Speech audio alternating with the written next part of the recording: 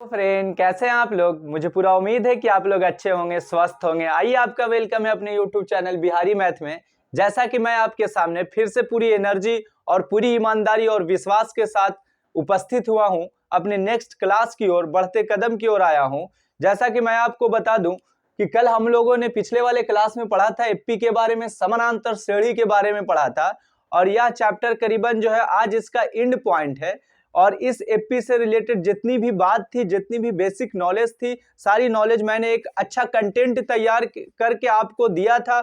और मुझे उम्मीद है कि आपने भी अच्छे ढंग से इसे समझा होगा, भली भांति इसे जाना होगा और अच्छे ढंग से इस एपी के क्वेश्चन को प्रैक्टिस किया होगा।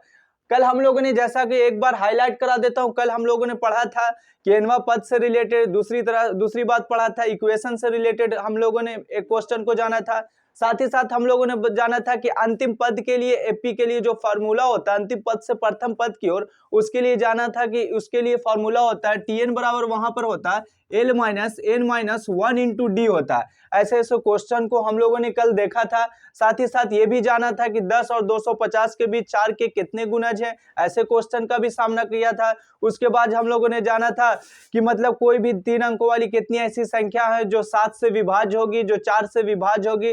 तो इस तरह का क्वेश्चन से हम लोगों को सामना करना पड़ा था और काफी अच्छे ढंग में एक अच्छा कंटेंट तैयार करके मैंने आपको दिया था और आपने भी जो है अच्छे ढंग से उसे समझा होगा।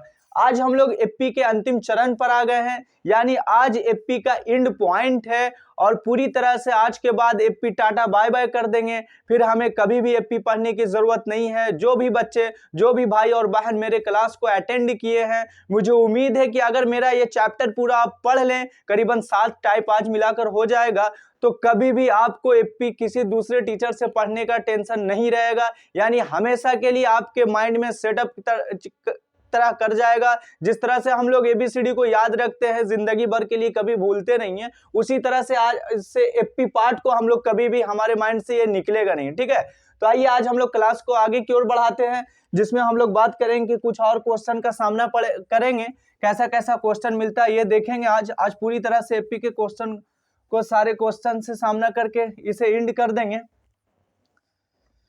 आइए देखते हैं एपी का क्वेश्चन। सबसे पहला स्टार्टिंग पॉइंट क्या होता है वो देखते हैं। कौन सा क्वेश्चन है ये? कह रहा है क्वेश्चन नंबर 1, ये क्या है कि वह एपी ज्ञात कीजिए, यानी वह एपी ज्ञात करें, वह एपी ज्ञात करें। सबसे पहला क्वेश्चन यहीं पर है कि एपी ज्ञात करें जिसका तीसरा पद क्या है, जिसका तीसरा पद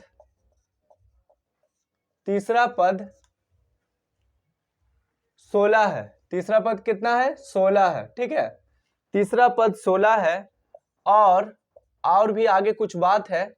और सातवां पद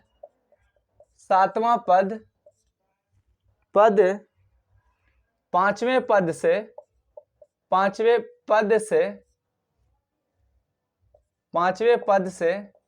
12 अधिक है। सातवां पद पांचवें पद से 12 अधिक है।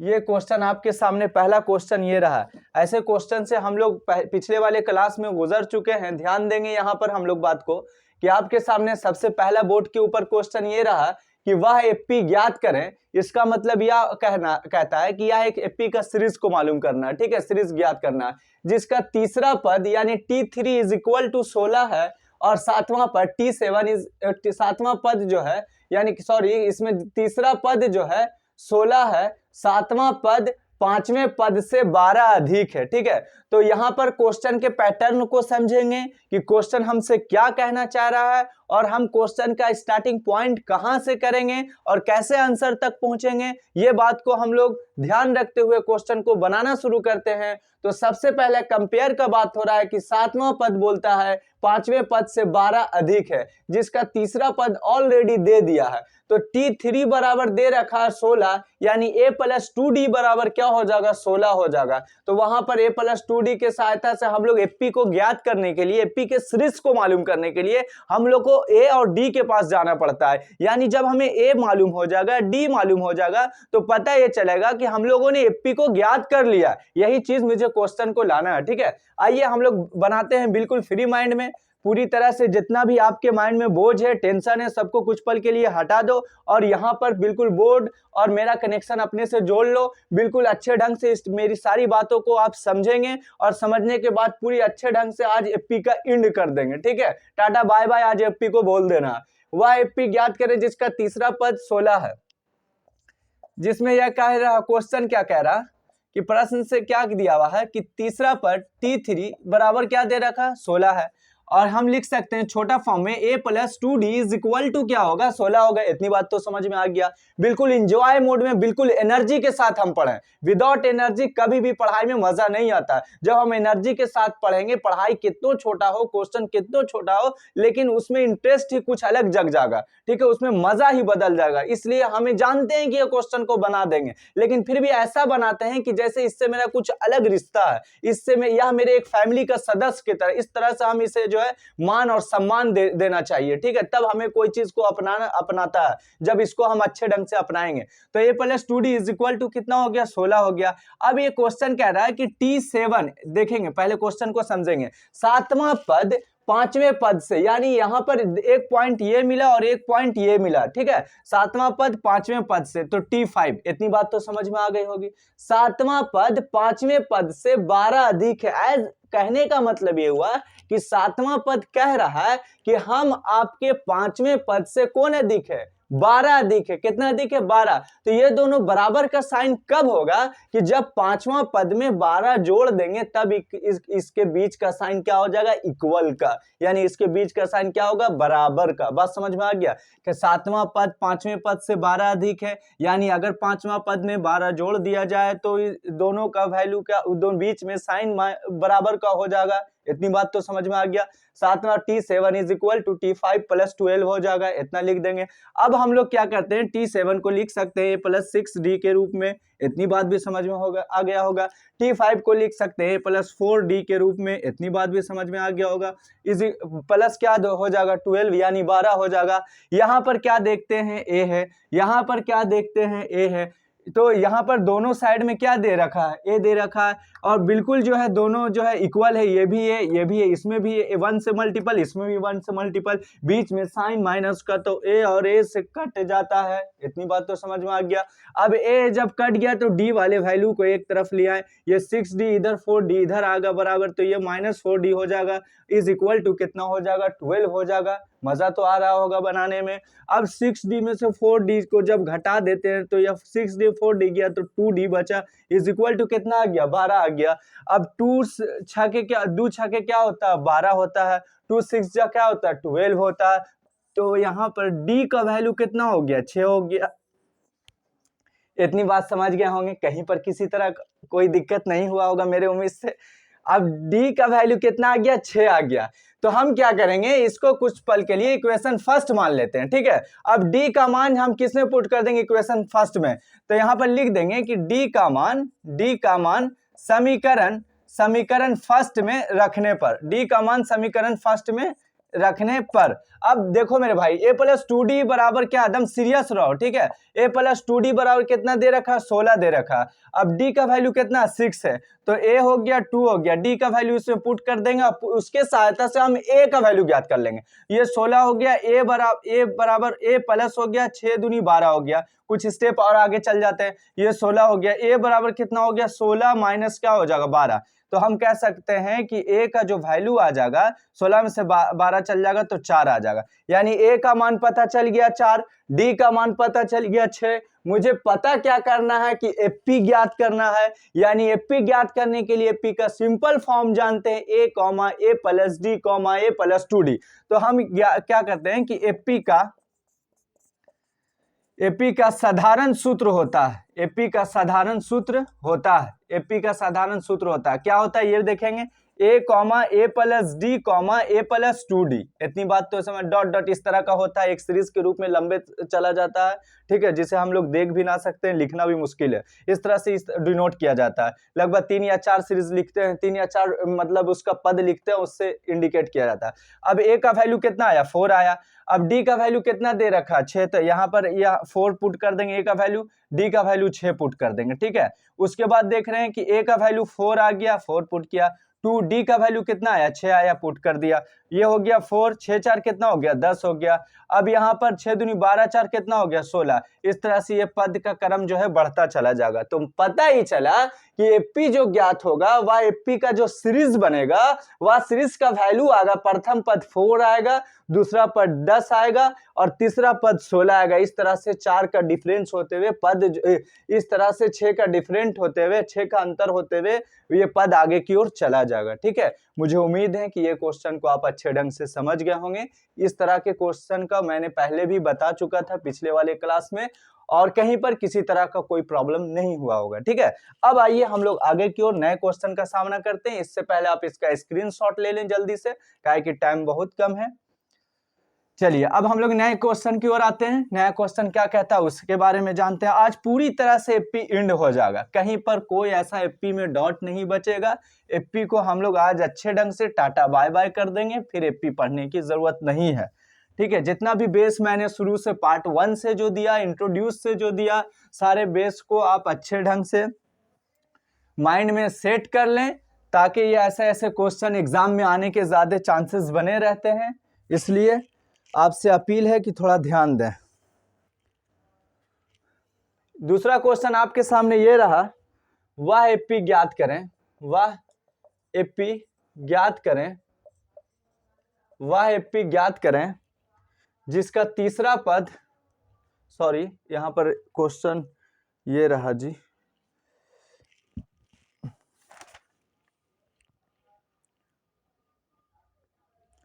हाँ, वह एपी ज्ञात करें जिसका योग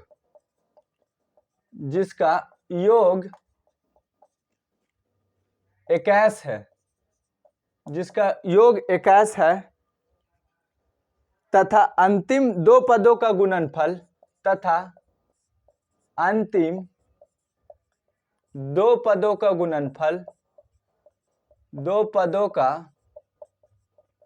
गुणनफल 63 है। बड़ा अच्छा क्वेश्चन है, बड़ा इंटरेस्टिंग क्वेश्चन है आपके एग्जाम के लिए, आपके मतलब फ्यूचर के लिए, जो मैथ से रिलेटेड बात है 10th क्लास के लिए या एपी पार्ट के लिए बड़ा इंटरेस्टिंग क्वेश्चन है आपका। ये एनसीईआरटी का क्वेश्चन नहीं है, लेकिन फिर भी हम लोग जब ऐसा ऐसा क्वेश्चन, कुछ नया क्वेश्चन मिले तो हम लोगों को पढ़ लेना चाहिए। इससे फायदा ये होगा कि हमारे पास नॉलेज थोड़ा सा एक का लेवल थोड़ा बढ़ जाएगा, जिसके कारण हम ऐसे ऐसे क्वेश्चन को हम आसानी ढंग से आंसर तक पहुंच सकते हैं, आसानी वे में हम समझ सकते हैं। ठीक है, तो आइए ध्यान देते हैं हम लोग पूरी अच्छे ढंग से। फिर भी आप अभी भी अगर आपके माइंड में किसी तरह का बोझ है तो फिर से एक बार हटा लो और इस क्वेश्चन पर ध्यान दे दो कि वह एपी ज्ञात करें, एपी को ज्ञात करना है जिसका योग 21 है तथा अंतिम दो पदों का गुणनफल कितना है 63 है। तो वह एपी ज्ञात करो। अभी तक हम लोग जो क्वेश्चन पढ़ रहे थे, ऐसा क्वेश्चन कभी भी ना पढ़ा, जितना भी चैप्टर अभी तक एपी का बेस से मैंने पढ़ाया, ऐसे क्वेश्चन का सामना नहीं हुआ। लेकिन आपके सामने कुछ अलग ही क्वेश्चन का कंटेंट देखने को मिल रहा है, कुछ क्वेश्चन का लेवल जो है कुछ अलग दिख रहा है। तो ऐसे क्वेश्चन में हम करेंगे क्या कि वह एपी ज्ञात करो जिसका योग, अभी एपी का ज्ञात करना है सबसे पहला पॉइंट। अब उसका योग बोल रहा है, ज्ञात करने के बाद उसका योग जो आएगा 21 आएगा। बोल रहा है कि अंतिम दो पदों का गुणनफल 63 है। तो मेरे भाई हम जानते हैं कि एपी का सिंपल फॉर्म जो होता है a, a plus D, a plus 2d, ठीक है। इस तरह से ये एपी का क्या होता है, बढ़ते क्रम तक आगे की ओर चला जाता है। इसके अंतिम पॉइंट को हम नहीं बता सकते, जिसे हम लोग tn से डिनोट करते हैं। ठीक है, इसका स्टार्टिंग पॉइंट को हम लोग a से डिनोट करते हैं, एक सीरीज जो बनता है। तो ये मुझे पता नहीं, अब योग बोलेगा तो पता चलेगा कि a से जितना तक जोड़ते चले जाएंगे tn तक, तो वहां पर भी थोड़ा सा ये जो फिगर है, ये जो पैटर्न है, ये जो सजावट है, थोड़ा सा ऐसा लग रहा है कि माइंड में थोड़ा सा मुश्किल का सामना करना पड़ रहा है। वहां पर पता ना क्या करना पड़ेगा। ऐसे क्वेश्चन अगर आ जाए आपके बोर्ड में या आपके प्रैक्टिस के दौरान, तो उस समय आप कैसे अपने आप को संभालोगे और इसके आंसर तक कैसे पहुंचना, ये बात। तो भाई मेरे, जब सिंपल फॉर्म हम एपी का जानते हैं तो इसके लिए सिंपल फॉर्म क्या होता है, ए कॉमा ए प्लस डी कॉमा ए प्लस 2d कॉमा ए प्लस 3d। इस तरह से डॉट डॉट बढ़ाते हैं तो हम वहां पर आगे चल के एक टीएन का रूप लेता है, अंतिम पद को टीएन से डिनोट करते हैं, इतनी बात भी जान देते हैं। तो यहाँ पर बोल रहा है क्वेश्चन जिसका योग, यानी इस तरह का सबका अगर बात करते हैं योग का तो कितना जोड़ेंगे मुझे पता ही नहीं, जोड़ते जोड़ते थक जाएंगे, फिर वहां तक नहीं पहुंच पाएंगे। इसलिए आपको मैं अभी जो बताने वाला हूं एक अलग ही पॉइंट बताने वाला हूं जो आपको साइड से उसका जो है मतलब माइंड में रखना पड़ेगा, उसकी बातों को माइंड में साइड से आपको रखना पड़ेगा, उसे भूलना नहीं पड़ेगा। जब ऐसे क्वेश्चन आपके एग्जाम में आ जाए, आपके प्रैक्टिस के दौरान आ जाए, तो आप कैसे ऐसे क्वेश्चन को डील करते हो ये चीज देखेंगे। तो जान ले भाई मेरे कि जब 3 पद की बात कर जाए या 2 पद या 1 पद गुणनफल का बात हो जाए, बीच में कहीं पर गुणनफल का या बात हो जाए तो या योग का बात हो जाए, ये 2 बात आपके क्वेश्चन में रहे और योग का वैल्यू दिया हुआ रहे, गुणनफल का वैल्यू दिया हुआ रहे या फैक्टर का वैल्यू या एडिशन का वैल्यू दिया हुआ रहे, तो उस स्टेप में क्या होता है, अरिथमेटिक प्रोग्रेशन कहता है, समानांतर श्रेणी कहता है कि हमारा स्टेप जो है थोड़ा सा अलग हो जाता है, वहां पर एक फॉर्मूला का स्टेप आ जाता है और वह फॉर्मूला आप याद रख लेंगे कि a minus D comma A plus D होता है। बात समझ में आया। तो एपी के 3 पदों के लिए एक नया फॉर्मूला होता है, जैसे सिंपल फॉर्म ऑफ एपी का फॉर्मूला जाना ए कॉमा ए प्लस डी कॉमा ए प्लस 2d ए प्लस 3 डॉट डॉट करते हैं, टीएन से डिनोट करते हैं। लेकिन जब ऐसा क्वेश्चन आपके सामने आए, योग पर आधारित है, बीच में योग का वैल्यू दे रखा, गुणनफल का वैल्यू दे रखा, तो उस स्थिति में आपको क्या करना है कि एपी में अरिथमेटिक प्रोग्रेशन में एक फॉर्मूला होता है, वह फॉर्मूला क्या होता है, A minus D comma A plus D. इसको आगे की ओर कैसे होता है, कहां से आता है, अभी कुछ पल के लिए यहां पर प्लीज साइलेंट हो जाए। सिर्फ ये समझे कि एपी के 3 पदों का योग के लिए एक 3 पदों से रिलेटेड अगर योग की बात करें, गुणनफल की बात करें, तो वहां पर एक ये फॉर्मूला को हम लोग फॉलो करते हैं, यहाँ पर इस नियम का मान सम्मान होता है। ठीक है, तो हम जानते हैं 3 पदों के लिए फॉर्मूला होता है। यहाँ पर क्या होता है, एपी के 3 पदों के लिए सूत्र होता है। ठीक है, 3 पदों के लिए यहाँ पर क्या होगा कि एपी ज्ञात कर या 3 पद से अधिक भी ज्ञात कर लेंगे। कब, जब ए हम लोग जानते हैं किसी भी स्टेप को एपी के सीरीज को ज्ञात करने के लिए हमें ए और डी के पास जाना पड़ता है। जब ए इसके सहायता से मालूम हो जाएगा, डी मालूम हो जाएगा, तो फिर कितना भी पद बोले हम आसानी वे में जा सकते हैं या एक सीरीज का निर्माण कर सकते हैं। तो यही देखें कि 3 पदों के लिए एक सूत्र होता है, ये इससे रिलेटेड 4 पद के भी सूत्र होता है, जैसे जैसे स्टेप बढ़ेंगे उसके लिए। लेकिन अभी फिलहाल के लिए आप सिर्फ ये जानो कि 3 पदों के लिए सूत्र ए माइनस डी कॉमा ए प्लस डी। ठीक है, अब आप क्वेश्चन पर थोड़ा सा ध्यान दो मेरे भाई। प्रश्न से क्या क्वेश्चन आपका कह रहा है, क्वेश्चन का लेवल कुछ इस तरह का है कि जिसका योग 21 है, जिसका योग 21 है, तो 3 पद के लिए जो सूत्र होता है यानी योग, तो इसके लिए सूत्र ए माइनस डी, ये हो गया और ये कॉमा हो गया। ठीक है, इसको भी ब्रैकेट में लिख देंगे, ए प्लस डी हो गया। और ये सभी का जो योग है, ये सभी का जो योग दे रखा तीनों पदों का इज इक्वल टू कितना कह रहा है, 21 कह रहा। बात समझ में आया, ये तीनों पदों का योग कितना कह रहा है, 21 कह रहा। अब ब्रैकेट को हम लोग हटा देंगे तो ये भी पॉजिटिव, ये भी पॉजिटिव, ये भी पॉजिटिव, ए 2a में ये जोड़ेंगे तो ये 3a हो गया। इतनी बात तो समझ में आ गया। अब देख रहे हैं क्या, ये पहले स्टेप को थोड़ा और बड़ा कर देते हैं, ठीक है, ताकि आपको समझने में किसी तरह का परेशानी ना हो। ब्रैकेट हटा देते हैं तो a प्लस क्या हो गया, डी हो गया, इज इक्वल टू कितना आया, 21 आया। इतनी बात तो समझ में आ गया होगा। इज इक्वल टू कितना आया भाई मेरे, 21 आया। अब देखो यहाँ पर क्या देखते हैं हम, ए माइनस डी, यहां पर क्या देखते हैं कि ए इसको तीनों पॉजिटिव है तो जुड़ जाएगा, तो क्या हो जाएगा, 3a का रूप ले लेगा। इतनी बात तो समझ में, लिखावट भी दिख रहा होगा, मुझे उम्मीद है। 3a हो गया, प्लस डी से माइनस डी क्या हो गया, कट गया। 3a बराबर आ गया आपका कितना आ गया, 21 आ गया। यहां तक समझ गए होंगे। अब 3 साथ क्या होता है, 21 होता है, तो a का वैल्यू कितना आ गया, 7 आ गया। आप देखा कैसे क्वेश्चन का लेवल को आसानी वे में किया जाता है, सूत्र के सहायता से। मैंने पहले भी बताया था कि फॉर्मूला एक ऐसा कड़ी है, एक ऐसा आपके पास हथियार है जिससे क्या होता है कि आंसर तक पहुंचने में हमें काफी मदद करता है, काफी आसानी वे में हम उसके आंसर तक पहुंच जाते हैं। तो यहाँ पर 3 पद का स्टेप आया, योग दिया हुआ था, गुणनफल दिया हुआ था, तो ऑलरेडी हम लोग बेसिक नॉलेज में ये बात की मैंने जानकारी दे दिया कि एपी के 3 पदों के लिए सूत्र होता है A minus D A plus D होता है। उसके सहायता से अभी हम लोगों ने आपके बोर्ड पर मैंने क्या निकाला, ए का वैल्यू 7 निकाला। ठीक है, अब आगे स्टेप देखेंगे। योग का जब हम लोग योग के पैटर्न को जब सजावट किया तो वहां पर उसके सहायता से मुझे एक ही ज्ञान प्राप्ति, एक ही मालूम वैल्यू प्राप्ति हुई। अब हम क्या देखते हैं, उसका गुणनफल। गुणनफल का मतलब ये तीनों का गुणनफल।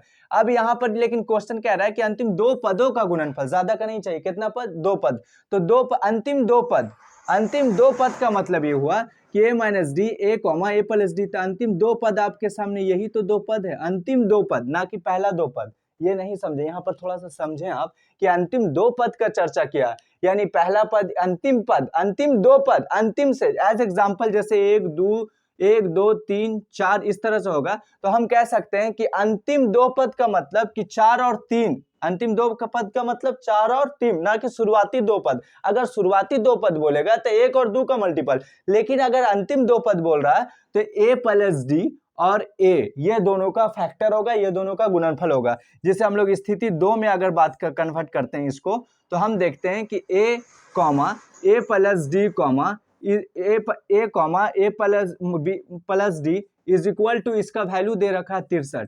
यानी यहाँ पर हम बात ये समझें कि इसका जो गुणनफल है, इसका जो फैक्टर है इज इक्वल टू 63 होगा अकॉर्डिंग टू क्वेश्चन। अब हम क्या करेंगे कि ए में, यहाँ ध्यान दें आप, ए में ये दोनों से गुना कर देंगे, एस में जब ए से गुना करेंगे तो ए स्क्वायर होगा, और प्लस में प्लस से ये प्लस हो जाएगा, ए यहाँ पर क्या करेंगे, सॉरी, यहाँ पर आसानी वे में हम क्या कर सकते हैं, स्टेप को थोड़ा और आसान कर सकते हैं। ए का वैल्यू अभी कितना निकाला हमने, 7 निकाला, तो 7 यहाँ पर पुट कर देंगे, यहाँ पर भी क्या हो जाएगा, 7 प्लस डी हो जाएगा, यहाँ पर क्या हो गया, 63 हो गया। अब क्या होता है, 7 नमा कितना होता है, 63 होता है, पुट कर दिया, 7 प्लस कितना हो गया, डी हो गया, इज इक्वल टू कितना हो गया, 9, डी का वैल्यू कितना हो गया, 9 माइनस 7 हो गया, इज इक्वल टू कितना हो गया, 2। यानी हम प्राप्त कर लिया कि डी का मान कितना आया, 2 आया, और ए का मान कितना आया, 7 आया। अब इसकी सहायता से, ए और डी के सहायता से आपका सीरीज पूछ रहा है, तो हम ज्ञात कर सकते हैं क्या, एपी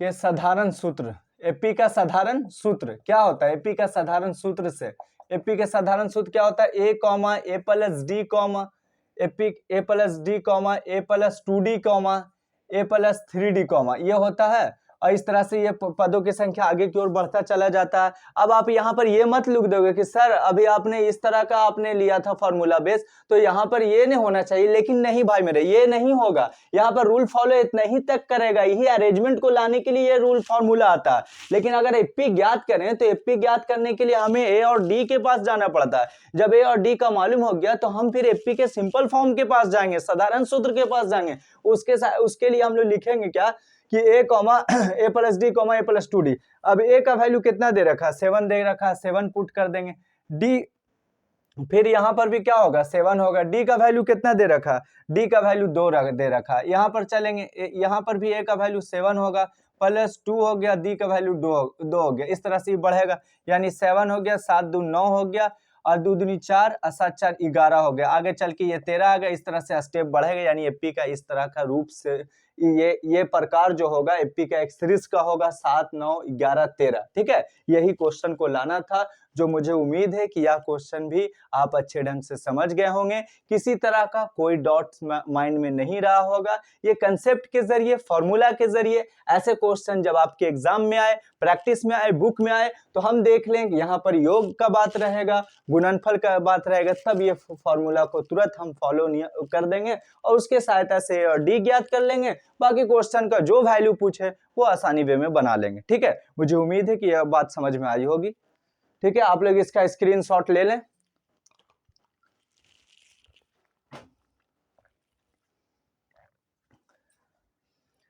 अब आप देखें नया क्वेश्चन कैसा है, उसके पास हम लोग चलते हैं। लगभग अब हम लोग अंतिम चरण की ओर जा रहे हैं। शायद ये सेकंड लास्ट ही क्वेश्चन होगा अंतिम पड़ाव का, एपी का, अर्थमेटिक प्रोग्रेशन का। ये बात को थोड़ा ध्यान रखते हुए आज काफी मजेदार तरीके से हम लोगों ने एपी को टाटा बाय बाय कर दिया, पूरी तरह से एंड कर देंगे। अब क्वेश्चन आपके सामने ये रहा, और एक बात और मैं बता दूं, कहीं कहीं पर क्या रहेगा ना भाई मेरे, क्या ऐसा एपी का कहीं कहीं पर अल्फा और बीटा का रूल भी फॉलो होता फॉर्मूला में, तो कोई बात नहीं। जिस तरह से हम लोग ए माइनस डी किया था, ए प्लस डी किया था, एपी के 3 पदों के लिए जो सूत्र होता है, तो वहां पर कर सकते हैं अल्फा माइनस बीटा, और ये हो गया अल्फा अल्फा, यहाँ पर अल्फा प्लस बीटा हो जाएगा, अल्फा प्लस क्या हो जाएगा, बीटा हो जाएगा। ये फॉर्मूला भी अगर कोई भिड़ाता है आपके बुक में तो आप इससे घबराए नहीं कि यहाँ पर अल्फा आ गया। हम सर हमें सिखाए थे ए और डी का वैल्यू सिखाए थे, तो बिल्कुल हम जो है वहां पर अपने कलम और कॉपी को या माइंड को बिल्कुल पीछे ना करें। आप समझे अल्फा इंडिकेट इज टू ए और बीटा इंडिकेट जो है क्या कर रहा है, डी को इंडिकेट कर रहा है, ठीक है। बस दोनों का सेम ही होता है, alpha minus beta, alpha alpha plus beta. जब तीन पदों की बात रहे, योग और गुणनफल से रिलेटेड क्वेश्चन है, तो ऐसा रूल को हम लोग फॉलो करते हैं, ऐसे फॉर्मूला के पास हम लोग जाते हैं, ठीक है। अब हम लोग आगे की ओर बढ़ते हैं। आगे की ओर क्या बढ़ेंगे, देखिए अब कुछ लैंग्वेज वाला क्वेश्चन है जो आपके को सेटलमेंट करना है, अरेंजमेंट करना है, कैसे करते हैं वो दे। फूलों की एक क्यारी की पहली पंक्ति में फूल का कोई लाइन लगा रखा कि क्यारी है, फूलों की एक क्यारी है और उसकी पहली पंक्ति में, पहली पंक्ति यानी पहली लाइन में, पहली पंक्ति में तेज गुलाब हैं, तेज गुलाब के पौधे हैं, तेज गुलाब के पौधे हैं, ठीक है। यहाँ पर क्वेश्चन समझेंगे। फिर ये क्वेश्चन कह रहा है कि दूसरी पंक्ति में 21 गुलाब के पौधे हैं, दूसरी पंक्ति में 21 गुलाब के पौधे हैं। तीसरी पंक्ति में क्वेश्चन लिखने में थोड़ा टाइम ज्यादा लग रहा है, इसके लिए माफी चाहता हूं भाई मेरे। 19 गुलाब के पौधे हैं, 19 गुलाब के पौधे हैं। तीसरी पंक्ति में 19 गुलाब के पौधे हैं, ठीक है। उनकी अंतिम पंक्ति में, उसकी अंतिम पंक्ति में 5 गुलाब के पौधे हैं, 5 गुलाब के पौधे हैं। तो इन क्यारी में कुल कितना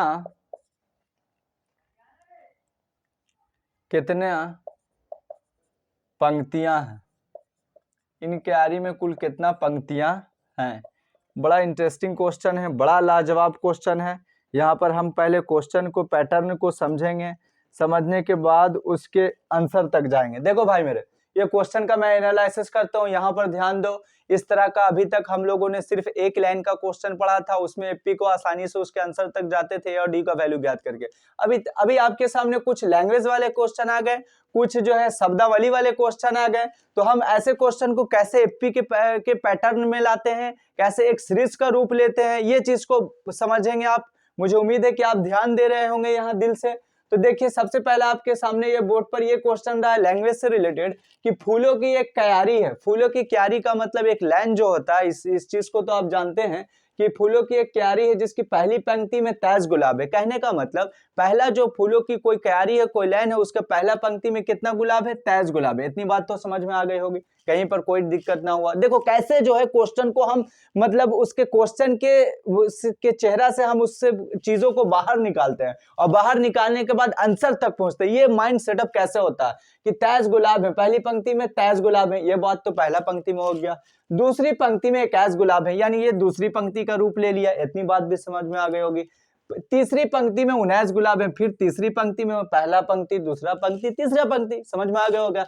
19 गुलाब के पौधे हैं। उनकी अंतिम पंक्ति में 5 गुलाब के पौधे हैं। यही पॉइंट को समझ। अंतिम पंक्ति में अब हम क्या करेंगे, ये 5 लिखेंगे कहाँ, ठीक है, यहाँ 5 लिख दें, यहाँ 5 लिख दें, यहाँ 5 लिख दें, कैसे इसका अरेंजमेंट करेंगे। लेकिन उससे पहले हम थोड़ा लैंग्वेज पर, थोड़ा क्वेश्चन के शब्द पर ध्यान देंगे कि यहाँ पर क्वेश्चन ये पूछ दिया कि अंतिम पंक्ति में 5 गुलाब। अंतिम पंक्ति यानी बेसिक नॉलेज मैंने दिया था कि अंतिम पंक्ति का मतलब कि एनवां पद, अंतिम पंक्ति का मतलब कि टीएन का मतलब, टीएन उसका वैल्यू दिया हुआ है। यानी इस तरह से जब डॉट डॉट जाएगा आगे की ओर तो यहाँ 5 तक इसका इंड हो जाएगा। 5 तक क्या हो जाएगा, इंड हो जाएगा। यानी यहाँ पर इससे पता ये चला कि अंतिम पंक्ति में 5 गुलाब के पौधे हैं, तो इन क्यारी में कुल कितना पंक्ति है, कितना लाइन है। जैसे पहला एक, दूसरा, तीसरा, इस तरह से 5 के अंदर तक, 5 के पहले तक कुल कितना ऐसा स्टेप आगा, यही मुझे बताना है, यही नंबर निकालना है, यानी स्मॉल एन का वैल्यू निकालना है। सजावट को आपने जाना कैसे सजाया। मैं पहले आपके सामने ऐसा क्वेश्चन देख के आप हड़क जाओगे, पता ना बनेगा नहीं बनेगा, लेकिन आपको बेस मालूम रहेगा, बेस पर पकड़ रहेगा, तो जैसे कैसे खींचते हैं बाहर, ये चीज को देखो। तो क्वेश्चन बोला पहली पंक्ति में 23 गुलाब, हमने पहला 23 लिखा। दूसरी पंक्ति में 21 गुलाब, 21 लिखा। तीसरी पंक्ति में 19 गुलाब, 19 लिख दिया। अब उसके बाद उनकी अंतिम पंक्ति में, अंतिम पंक्ति मतलब हो गया कि एनवा पद मतलब 5 यहाँ पर वैल्यू दे रखा। अब देखो भाई मेरे कैसे हम लोग बनाना शुरू करते हैं, ठीक है। यहाँ पर हल दे दिया। अब ये एपी का रूप ले लिया, एपी से रिलेटेड क्वेश्चन है तो एपी में लिख देंगे, इतनी बात तो समझ में आ गया। एपी में अब एपी में यानी पंक्ति एक सीरीज बन रहा है, सीरीज बन रहा है तो सीरीज का first letter, first digit, first जो नंबर होता है वो प्रथम पद, जिसे एबीसीडी के स्मॉल ए से डिनोट करते हैं। स्मॉल ए बराबर कितना वैल्यू है, 23 दे दिया। अब डी, अब स्मॉल डी हर सेकंड टर्म में से फर्स्ट टर्म घटाते हैं तो 21 माइनस कितना हो गया, 23 हो गया। इसमें जब इसको घटाएंगे तो माइनस में आएगा, ठीक है, माइनस की संख्या ज्यादा है, ठीक, इतनी बात तो समझ में आ गया। अब यहाँ पर इस तरह का डॉट डॉट है, आगे के क्रम में 5 है, आगे क्रम में 5 है, 5 इंडिकेट कर रहा है टीएन को। तो इस वहां पर हम लिख सकते हैं, प्रश्न यहाँ पर लिख सकते हैं टीएन इज इक्वल टू 5। ये बात तो कैसे हो गया, ये भी आपको मैंने बता दिया कि कैसे हम टीएन बराबर 5 लिखा, कैसे ये अरेंजमेंट किया, कैसे ए का वैल्यू 23 लिखा, कैसे डी का वैल्यू मैंने -2 लिखा। तो इस चीज को मैंने इसीलिए एनालिसिस किया था, क्वेश्चन का चीर फाड़ किया था, पोस्टमार्टम वे में आपको मैंने बताया था कि ताकि आप लंबे समय तक आप ऐसे क्वेश्चन का जब सामना हो तो आप आसानी से एक सीरीज का रूप ले लो कि ये कैसे सीरीज बनता है। तो टीएन बराबर क्या आ गया, 5 आ गया। अब टीएन का वैल्यू हम पुट कर देंगे, A plus N minus 1 into D होता है, इज इक्वल टू कितना हो जाएगा, 5 हो जाएगा। इतनी बात भी समझ में आ गया। ए का वैल्यू अभी हम लोगों ने प्राप्त किया 23 को हमने पुट कर दिया, ठीक है, एन माइनस 1 और डी का वैल्यू कितना पुट किया, -2 माइनस इस तरह से लिख देंगे, इज इक्वल टू कितना भाई मेरे 5 हो जाएगा। इतनी बात भी समझ में आ गया होगा। अब यहाँ पर क्या हो जाएगा, 23 हो गया, ये प्लस गुने माइनस हो जाएगा तो माइनस हो जाएगा, -2n हो जाएगा। इतनी बात भी समझ में आ गया होगा। अब -2 और -1 तो पहले साइन में मल्टीपल कर लेते हैं, माइनस गुने माइनस प्लस होता है और 2 में 1 से गुना करेंगे तो 2 होगा। ये कितना हो गया, 5 हो गया। अब यहाँ पर देख रहे हैं कि 23 और 2 कितना हो गया, 25 हो गया। तो यहाँ पर 25 माइनस 2n लिख देंगे, इज इक्वल टू कितना लिख देंगे, 5 लिख देंगे। अब n वाले वैल्यू को एक तरफ रखेंगे, विदाउट n वाले वैल्यू को एक साइड लेके चले जाएंगे। तो 5 ये इधर है, 25 इधर आएगा तो माइनस में हो जाएगा, -25 हो जाएगा। इस तरह से आगे चल के ये बचेगा, -20 बचेगा। तो -2n बराबर हो जाएगा -20 हो जाएगा। माइनस से माइनस खत्म हो गया, दूध दहा की क्या होता है, 20 होता है, यानी n का वैल्यू कितना आ गया, 10। इससे पता ही चला मेरे को कि इस पंक्ति में यानी 23 से स्टार्ट होकर और 5 तक जो अंत आएगा उसमें कुल पंक्तियों की संख्या जो होगी टोटल कितना होगी, 10 पंक्ति को ही हम इसके अंदर रख सकते हैं। इसमें 10 से ज्यादा पंक्ति नहीं हटेगा। एज एग्जाम्पल, जिस तरह से पंक्ति का पहला जो संख्या था, डिजिट था, वो 23 था, दूसरा 21 था, उसी तरह से ये जो पंक्ति आएगा यहाँ आएगा, यानी 5 के पहले तक हम टोटल सेटलमेंट जो कर सकते हैं 10 तक, 10 से ज्यादा पंक्ति को हम अरेंजमेंट नहीं कर सकते। यही क्वेश्चन कहता था। लैंग्वेज के माध्यम से हम लोगों ने सीरीज तक कैसे पहुंचा, अर्थमेटिक प्रोग्रेशन का रूल कैसे फॉलो किया, उसके सहायता से ए और डी तक कैसे पहुंचा, फिर 5 को हमने कैसे समझा कि ये 5 इसका अंतिम पद होगा। ये सारी बातों को मैंने काफी अच्छे कंसेप्ट के जरिए आपको पहुंचाने में किसी तरह का कोई टेंशन नहीं लिया होगा, और मुझे उम्मीद है कि आप भी समझने में किसी तरह का कोई टेंशन आपको नहीं हुआ होगा। ठीक है, तो इसका क्वेश्चन के लैंग्वेज वाले क्वेश्चन जो आपके सामने पहला मिला बोर्ड के ऊपर, इसका भी स्क्रीनशॉट ले लें। और ऐसा शायद अब 1-2 क्वेश्चन बच रहा है, उसके बाद क्लास का अंतिम पॉइंट होगा। इसको मैं मिटा देता हूं। मुझे उम्मीद है कि ऐसे ऐसे क्वेश्चन को आप अच्छे ढंग से बना देंगे। ये आपके एनसीईआरटी का ही क्वेश्चन है, बोर्ड से रिलेटेड आने वाले क्वेश्चन है। ये सब क्वेश्चन आने के ज़्यादा चांसेस बने रहते हैं, इसलिए मैंने ये प्लान किया है कि एनसीईआरटी का अभी फिलहाल मैं आपको सारी नॉलेज दे दूं। जितना भी बुक में क्वेश्चन है जो आपके इम्पोर्टेंट के लिए एग्जाम की दृष्टि से, मैं सारा चीज़ बता दूँ, कहीं पर कोई कंसेप्ट आपको ना छोड़ कर चला जाऊँ। ये देखें, सुब्बा राव वाला एक है, ये भी लैंग्वेज पर आधारित है, इसे भी समझ लें। कहता है कि सुब्बा राव किसी का नाम है, सुब्बा राव ने 1995 में 5,000 रुपया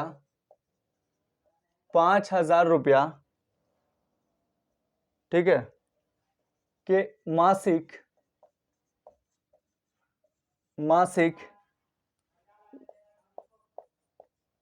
वेतन पर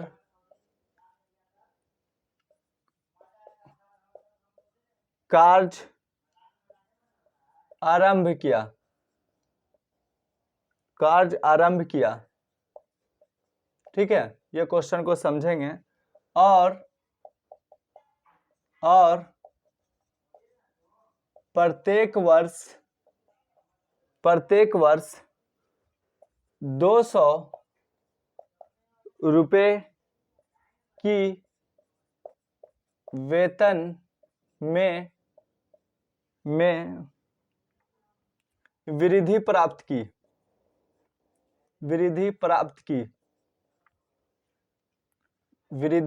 की किस वर्ष उसका वेतन 7,000 रुपया हो जाएगा। तो बताएं कि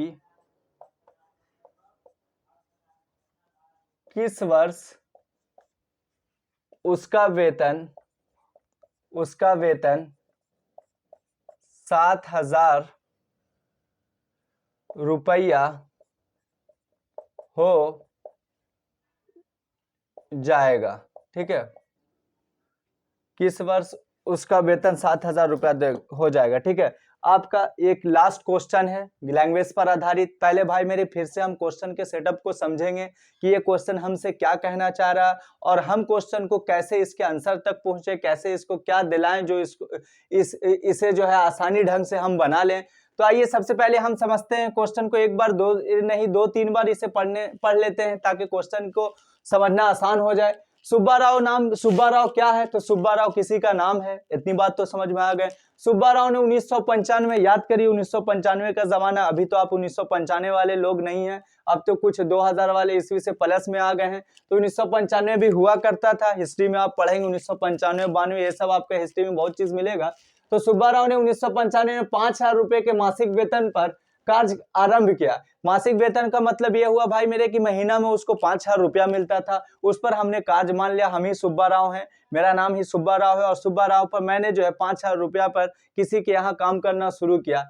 प्रत्येक वर्ष 200 रुपए की वृद्धि हुई। कहने का मतलब कि हर वहां पर काम करने वाला जो मालिक था, उन्होंने बोला कि आप काम करोगे 5,000 से, मैं स्टार्टिंग में आपका मंथली दूंगा, उसके बाद हर साल में एक नियम रखा कि 200 मैं बढ़ा दूंगा। एज एग्जाम्पल अभी मेरे को मिल रहा है भाई 5,000 रुपया, ठीक है, तो आगे चल के अगला साल 2000 मान लिया 22 में मेरे को 5,000 रुपया मिल रहा है, आने वाला 2023 में फिर मेरा जो वेतन हो जाएगा वो 5200 रुपया हो जाएगा। इतनी बात तो समझ गए, क्योंकि प्रत्येक वर्ष मेरा वेतन में 200 की वृद्धि हो रही है, तो 200 5,000 में 200 जोड़ा था 5200 आ गया। इतनी बात में समझने में कोई परेशानी नहीं हुआ होगा। अब आगे बढ़ते हैं, वृद्धि, तो बताएं कि किस वर्ष उसका वेतन 7,000 रुपया हो जाएगा। तो वहां पर बताना है किस वर्ष, एन का वैल्यू ज्ञात करना है इसमें भी कि वह स्थिति को बताएं कि वह स्थिति में मेरा वेतन जो है 7,000 पहुंच जाएगा। और वह स्थिति का मतलब यह हुआ कि आगे चल के जो है ऐसा संभावना, ऐसा बोला जा रहा है कि आपका कौन सा ऐसा टाइम आएगा कि आपका वेतन जो है बिल्कुल 7,000 पर चला जाएगा।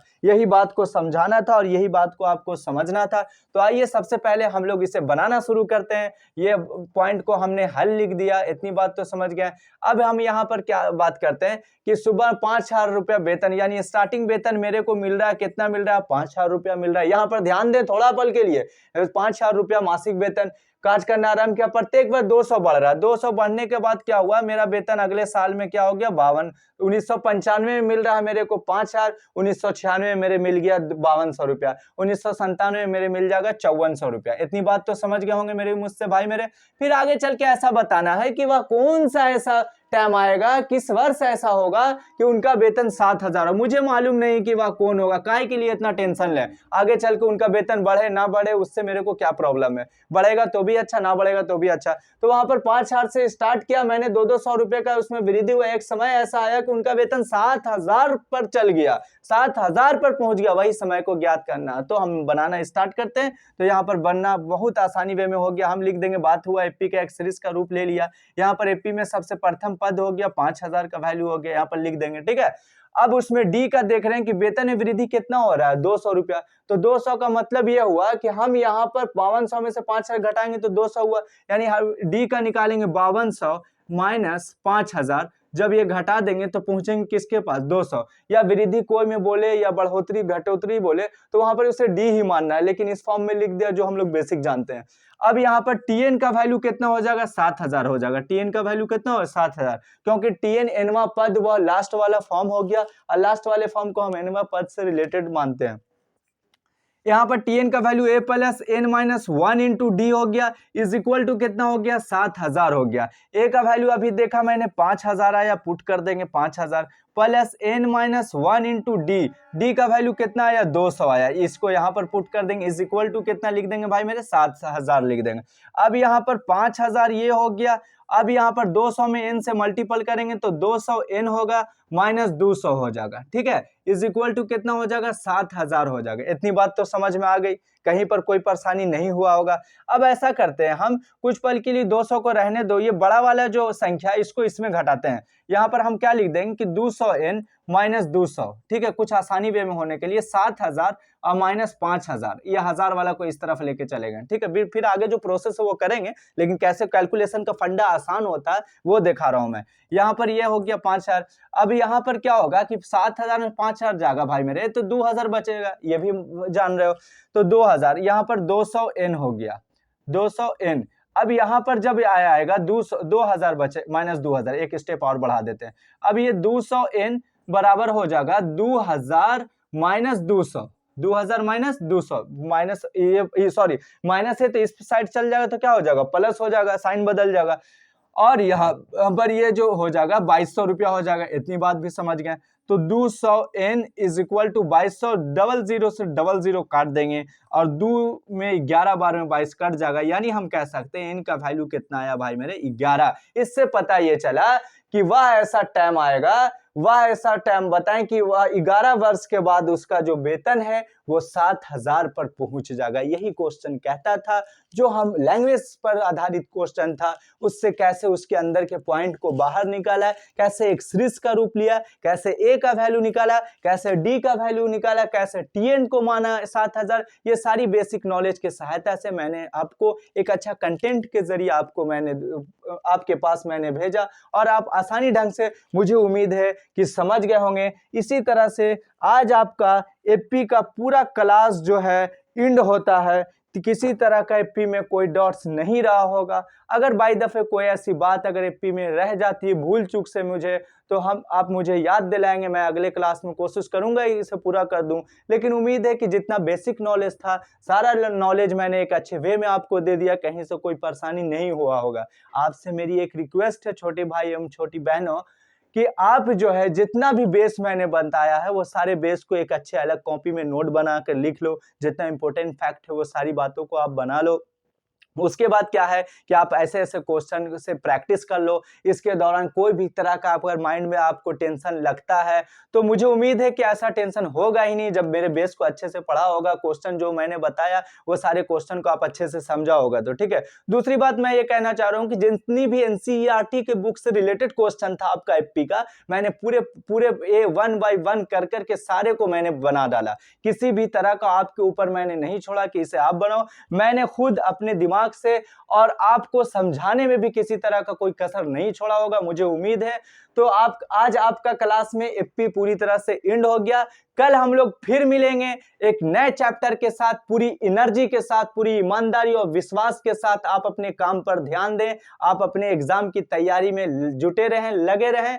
फिर एक दिन देखिएगा कि आपका रिजल्ट जो है मैथ में किसी तरह का कोई प्रॉब्लम नहीं होगा। कोई भी बेसिक, जितना भी बेसिक दिया वो सारे बेस को आप अपने माइंड में सेटअप रखें। आज का क्लास इतना ही, फिर हम लोग मिलेंगे, कल मिलेंगे। आज की क्लास के लिए बाय।